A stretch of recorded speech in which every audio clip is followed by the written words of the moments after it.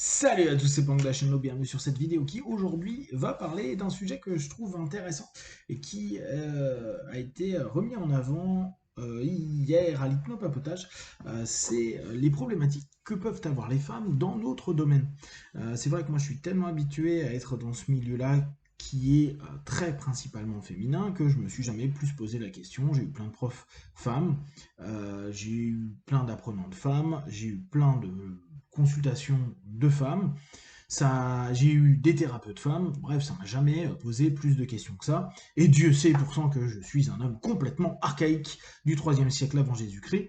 Néanmoins, je me suis jamais plus attardé sur cette dynamique-là. Or, hier, pendant le papotage, on papotait avec Anna, et puis il y avait Boubsette, Delphine.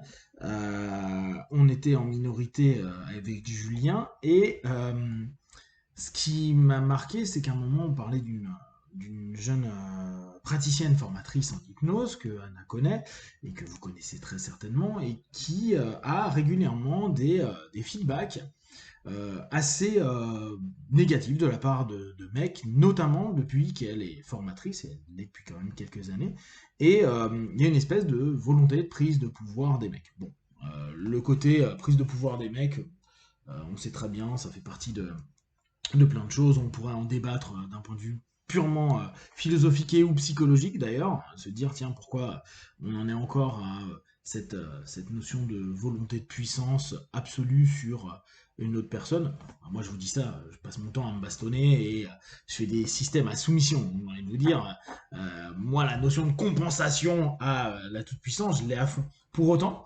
ce que je disais à Anna, je suis assez étonné parce que, ayant également fait des arts martiaux depuis que je suis tout gamin, quoi, tout jeune, je me suis jamais dit, tiens, c'est une femme, donc je me suis tapé avec des championnes de boxe anglaise, des championnes de Muay Thai, des championnes de jiu-jitsu brésilien, des championnes de MMA, avec des championnes de judo. Je me suis fait défoncer parfois, j'aurais défoncé la gueule parfois, quoi, bref, on s'amuse.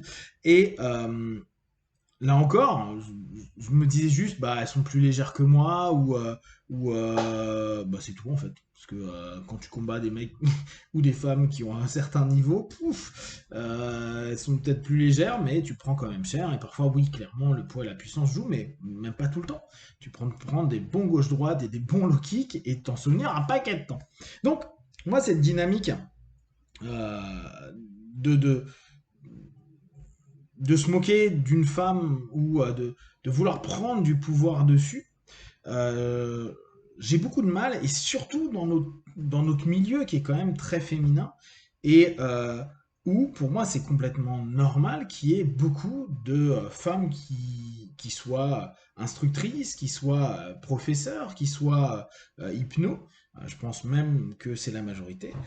Mais ce type de relation, de réflexion, m'amène vraiment à me dire, tiens, ça pourrait être chouette d'échanger avec des femmes pour justement voir le type de réaction absurde qu'elles peuvent avoir. Bien sûr, alors d'autant plus quand elles sont professeurs, instructrices, etc. Quel est le rapport qu'il peut y avoir? Est-ce qu'il y a des apprenants masculins qui sont teubés? On sait que des apprenantes féminines qui peuvent être en guerre entre femmes, d'un point de vue purement stéréotypé, ça arrive plein de fois. Mais ouais, le rapport, est-ce qu'il y a des mecs qui ne veulent pas apprendre parce qu'à un moment il y a une intervenante féminine? Ou est-ce que parce que c'est une intervenante féminine, on pense qu'à ses boobs, à ses jambes et à son cul, et on a rien à foutre de ce qu'elle dit? Comment c'est perçu, comment c'est vécu? Moi, je suis un mec, donc c'est pas du tout. Moi, je vis pas ça, hein, et puis il me manque un petit peu de d'énergie féminine pour attirer plein de retours sympas. Et justement, là, ça m'intéresse vraiment de voir ce qui est vécu, donc autant par les formatrices, puis après par les personnes qui font des consultations. Moi, je sais que quand j'ai des apprenantes, j'explique que faut faire attention sur certains touchés parce qu'il y a des espèces de connards qui, par exemple, sur la main qu'on fait descendre, drop end, bah à ce moment-là, il y a des mecs qui ramènent près des parties pour que la fille qui récupère et la main près des parties, quoi, des trucs que même j'ai même vu en formation, qu'on a dû recadrer, etc., qui sont pas sains du tout. Et pour moi, il faut vraiment que le milieu de l'hypnose et de la psychopratique, alors bien sûr il y a plein de névroses, hein. On est peut-être un des systèmes les plus névrosés, hein, quoi. Les psychopraticiens, les psychologues, les psychiatres, on est ultra névrosés, on a tous nos problématiques. Si on a choisi l'hypnose, je vous le dis souvent, c'est qu'on a justement un gros rapport de surcompensation pour beaucoup d'entre nous. Alors la question peut être aussi très intéressante, est-ce que c'est pas encore plus masculin que féminin?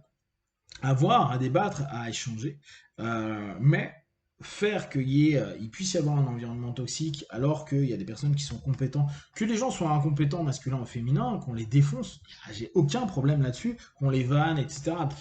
Allez, on peut continuer. Je suis pas du tout dans la notion de paix, d'amour et tout ça, vous me connaissez suffisamment pour ça. Par contre, quand il y a des gens qui sont compétents, qui font leur taf, et simplement parce que c'est une femme, parce qu'elle est mignonne, parce que elle a plus d'expérience, elle a plus de feedback que des personnes du sexe masculin, là ça pose problème.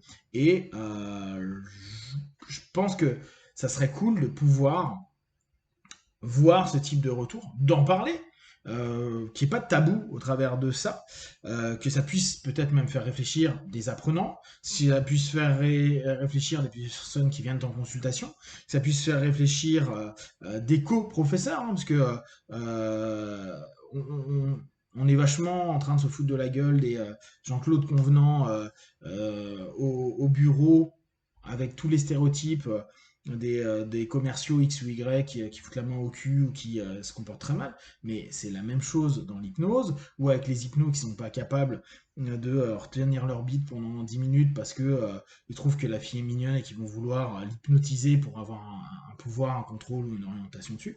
C'est quand même quelque chose où il faut se poser la question, sachant que on exploite tout de même un outil qui est d'influence, qui peut orienter pas mal de choses et on sait, et là encore, faut pas se mentir, il y a eu des cas avec des praticiens qui ont mis des suggestions de merde à des femmes, donc des mecs sur des femmes, pour tenter de les baiser avec, pour tenter d'avoir de l'influence dans leur vie, etc. Euh, et c'est comme si ça, moi ça fait quand même un paquet d'années que je suis dans ce milieu-là, j'entends plein de choses, surtout quand je suis aux États-Unis avec un éthique, etc., etc. Mais de facto, c'est pas vrai, et on sait très bien que l'humain reste humain, et qu'importe qu'il soit praticien ou pas, un connard est un connard, quelqu'un qui est en compensation, il est en compensation, et tant qu'il taffe pas sur lui, ou que même il n'admette pas qu'il a en compensation, ça va être compliqué qu'il puisse se prendre en main et se dire oula, là je pars un peu en cacahuète, etc. etc.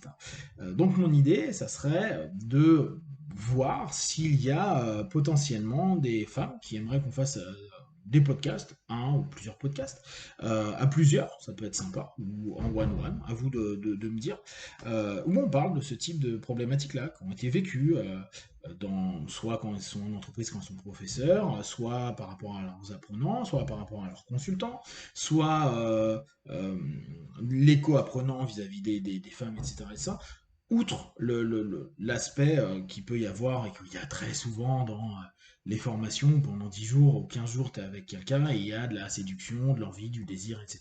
Mais ça aussi, on peut en parler parce que je pense que c'est hyper important euh, et qu'il y a plein de choses qui se passent. C'est pour ça notamment que dans certaines formation en résidentiel, il y a sur le contrat de base pas de relation sexuelle entre les gens pour éviter que ça parte trop en cacahuète. Euh, cette notion, elle est importante, remettre toujours l'individu au centre des choses, ça reste quand même notre cheminement, hein. On est centré sur la personne, là en l'occurrence la personne femme, dans un contexte qui pour moi était plus féminin que masculin, mais où il peut y avoir une grosse toxicité de notre part sur plein de choses, et peut-être voir, y réfléchir, en débattre, échanger. Voilà, si ça vous intéresse, n'hésitez pas à me contacter. Si vous avez des feedbacks et tout, on se fait des petits podcasts tranquillou, hein, d'une demi-heure, d'une heure. Et puis, comme d'habitude, tout ce que je propose, ne prenez que ce qui est bon et juste pour vous. Tester, observer, analyser et conclure. Be one, ciao.